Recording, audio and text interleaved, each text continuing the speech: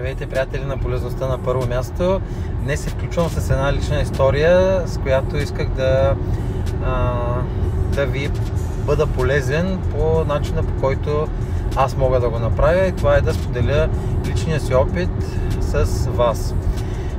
Историята започва с един интересен израз, че животът е изключително труден изпит, на който всички сме, така се каже, участници, в който всички сме участници, и работата е там, че много хора се провалят, отказват се, случват се различни неща, но това, което много хора правят, проваляйки се, е, че копират други.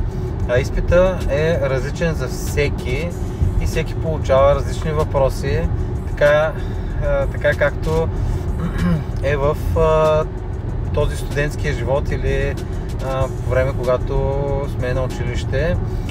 Не винаги е така. Там много хора имат еднакъв тест и можеш да препишеш, но в живота не е така.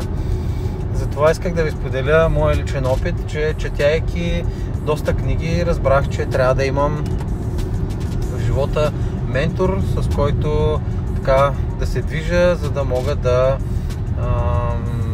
се предвижа към целите, които съм си положил, и желанията, които имам, за да постигна нещата, които съм искал да постигна. И така попаднах на точния човек, ментора, който да ми помага в това да постигна своите си цели.